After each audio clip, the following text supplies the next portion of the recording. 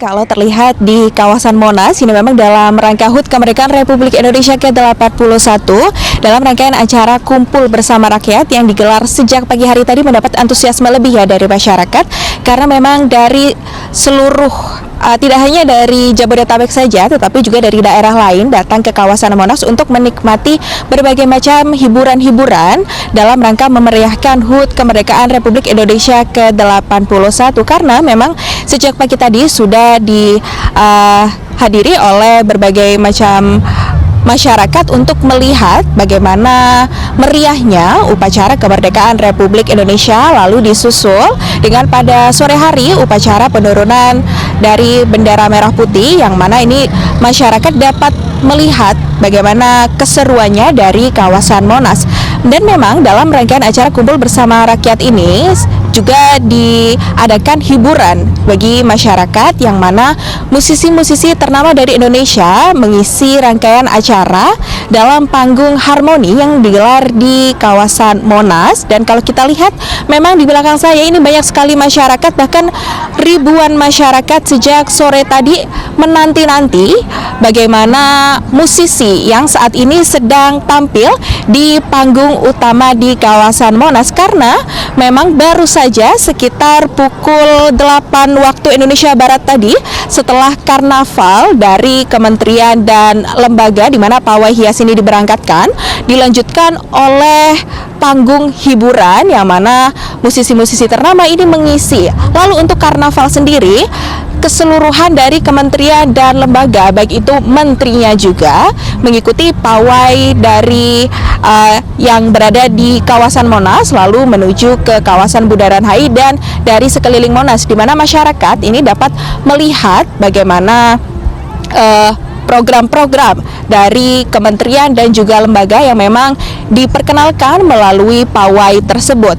Nah, selain itu juga yang bisa dinikmati oleh masyarakat adalah UMKM, di mana di hari ini sebanyak 1.200 UMKM dapat dinikmati oleh masyarakat, di mana selain UMKM juga terdapat pembagian kuliner gratis oleh masyarakat, yang mana ini digelar dalam 2 sesi. Yang pertama tadi sekitar pukul setengah 12 siang waktu Indonesia bagian Barat sampai dengan pukul 3 sore waktu Indonesia bagian Barat, lalu dilanjut di sesi kedua yakni pada pukul setengah 7 malam waktu Indonesia bagian Barat sampai dengan selesai atau sampai dengan habis makanan gratis tersebut.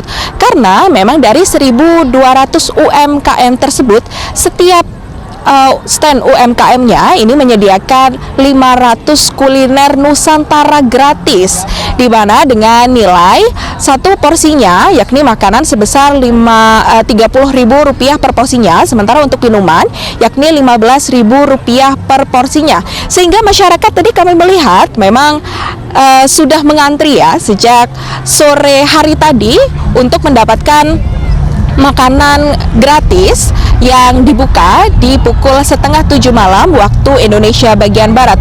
Dan memang untuk tujuan dari makanan gratis tersebut dan tujuan dari diadakannya atau digelarnya UMKM sebanyak 1.200, atau bahkan tadi berdasarkan pernyataan dari Menteri UMKM Maman Abdurrahman yang menyebut bahwa bahkan lebih dari 1.200 UMKM atau sekitar 500 UMKM ini juga akhirnya ditambahkan dalam pagelaran UMKM yang digelar di kawasan Monas. Dan memang tujuannya adalah untuk mempercepat ekonomi, lalu juga bagaimana masyarakat ini agar dapat mengetahui atau mengenalkan begitu ya bagaimana kuliner-kuliner khas dari Nusantara. Setelah itu pada pukul 7 tadi digelar pawai, mulai persiapan pawai, lalu untuk kendaraan-kendaraan hias tersebut mulai berangkat di sekitar pukul 8 malam waktu Indonesia bagian Barat, di mana tadi UMKM pawai dari kendaraan tersebut ini sudah meninggalkan Monas dan saat ini sedang menuju ke kawasan Bundaran HI. Untuk kemeriahannya sendiri sungguh terlihat meriah ya, karena memang baik dari menterinya ini juga hadir dalam pawai untuk kendaraan hias tersebut. Kembali ke Anda di studio. UMKM sekaligus melaunching atau mempromosikan sistem terintegrasi yang kita miliki dalam rangka untuk memberikan pelayanan satu pintu terhadap semua UMKM yang ada di tanah air, yaitu Sapa UMKM. Dan sekarang alhamdulillah memang sudah mulai terintegrasi dengan beberapa institusi. Pertanyaannya, apa itu Sapa UMKM dan kenapa kita cukup intens untuk mensosialisasikan ini? Karena inilah yang pertama kali kita membangun sebuah sistem yang terintegrasi untuk memberikan pelayanan yang konkret dan maksimal terhadap seluruh usaha mikro, kecil, dan menengah di tanah air kita. Pelayanan apa? Yang pertama, pembiayaan, pelayanan pelatihan, peningkatan kapasitas produksi, pemasaran, dan beberapa pelayanan-pelayanan lainnya, baik itu yang ada di pemerintah dan juga yang ada di sektor swasta. Jadi kita tarik, kita integrasikan juga. Nah, alhamdulillah sekarang beberapa hari yang lalu kita juga udah bicara dengan beberapa perusahaan swasta terkait mendorong percepatan ICS, inovatif credit scoring. Pasti orang banyak yang bertanya, apa itu ICS? ICS itu salah satu sebuah mekanisme di mana pada saat UMKM sudah onboarding di digital, kita memberikan pelayanan pembiayaan kepada UMKM, nggak perlu lagi agunan, tapi cukup dengan melihat track record aktivitas mereka di dalam transaksi keseharian. Nah, ini juga dengan adanya sistem Sapa UMKM nanti semua akan arahnya ke sana, dan tentunya pelayanannya akan lebih mudah didapatkan oleh publik kita. Saya pikir itu. Dan yang terakhir tentunya kita ingin semakin membangun semangat kebersamaan, kekeluargaan di internal Kementerian UMKM dan menyambut HUT kemerdekaan ini dengan sukacita tanpa mengesampingkan semangat ya di tengah kondisi memang ada keluarga saudara-saudara kita di NTT juga yang berduka cita. Makanya tadi ada beberapa acara yang memang kita drop untuk menghargai, menghormati teman-teman atau saudara-saudara kita yang ada di NTT yang terkena musibah. Jadi tanpa mengesampingkan aspek keprihatinan kita kepada saudara-saudara kita yang di NTT, tentunya suasana ini juga ya di satu sisi kita juga menyambut bahagia HUT kemerdekaan kita, tapi di sisi lain kita juga prihatin dengan kondisi saudara-saudara kita di NTT. Saya pikir itu. 1.200 UMKM ikut dalam pesta rakyat hari ini.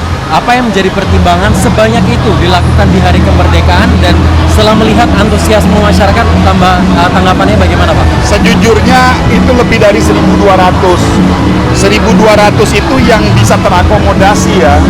Tapi ada kurang lebih sekitar 500-an lagi yang akhirnya kita siapkan di luar tempat acara. Ini kan kita acaranya sampai ke Bundaran HI itu. Nah, itu juga memberikan impact terhadap UMKM kita. Jadi kan sebetulnya kan pesan dari Pak Prabowo, event-event seperti ini juga menggerakkan ekonomi. Jadi jangan hanya sekedar kita mendapatkan suasana kebahagiaannya aja, keramaian, tapi juga harus bisa memberikan kemanfaatan ekonomi buat UMKM kita dan juga buat usaha-usaha mikro yang memang sudah berjualan di sekitar sini. Dan alhamdulillah disambut luar biasa. Dan tapi saya juga belum tahu jumlahnya berapa ya. Yang pasti kita udah ngebagiin kaos, yang kita bagiin tuh warna merah putih itu ada kurang lebih sudah 250.000 terbagikan gitu. Jadi kita ngelihat antusiasme masyarakat juga dahsyat, luar biasa. Jadi ya ini keberkahan tersendiri lah buat masyarakat kita dan juga buat UMKM di tanah air. Pak, terus juga Pak, ini apa sih yang diharapkan dari Kementerian UMKM dengan adanya acara pesta rakyat sebesar ini begitu ya, untuk masyarakat Indonesia ke depannya? Maksudnya apakah ini ada saran, apakah masyarakat harus menggunakan UMKM dalam kehidupan sehari-hari mereka atau hanya di acara-acara besar seperti ini? Tentu dong. Pertama begini, kita kan pesan besarnya kita ingin acara seperti ini kan juga memang faktanya sekarang dijalankan di seluruh provinsi di tanah air dan juga sampai di tingkat kabupaten kota. Hampir semua daerah menyelenggarakan acara yang kurang lebih seperti ini. Ini tujuannya kan agar ekonomi bergerak dan anggaran yang kita miliki tidak ada satu rupiah pun yang tidak termanfaatkan atau memberikan impact positif buat publik dan masyarakat. Semangatnya di situ. Dan pesan besarnya adalah jangan lupa beli produk-produk Indonesia. Karena pada akhirnya kalau kita beli produk Indonesia ya berarti kita membantu, mendorong, mendukung usaha mikro, kecil dan menengah tanah air kita. Pikir itu. Oke, semangat kemerdekaan menurut bapak-bapak sekalian apa nih? Boleh Pak? Semangat kemerdekaan sudah jelas bahwa kita harus secepat mungkin meraih cita-cita kemerdekaan itu ya, memajukan kesejahteraan masyarakat. Dan satu sisi kan masyarakat juga menuntut keadilan. Nah, disinilah salah satu contoh. Ini terbuka luas untuk masyarakat semua dan kita berharap seperti nobar ya, itu kan dilaksanakan di seluruh Indonesia. Nah, kami berharap juga Pemda-Pemda, baik bupati, kabupaten, kota atau provinsi akan melaksanakan cara seperti ini.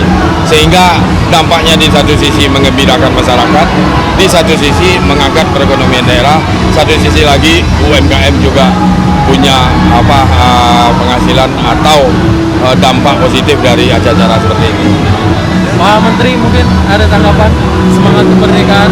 Ya, semangat kemerdekaan ini saya pikir coba kita implementasikan pertama di mana ada sebuah niat yang orisinil, niat yang positif kita untuk publik. Dan kami yang sekarang diberikan kesempatan, kami cuma mohon doanya dan momentum kemerdekaan ini bahwa apapun yang kita lakukan, mari kita perjuangkan untuk betul-betul memberikan kemanfaatan buat masyarakat kita, khususnya buat UMKM. Dan yang terpenting terakhir, cintailah produk-produk Indonesia.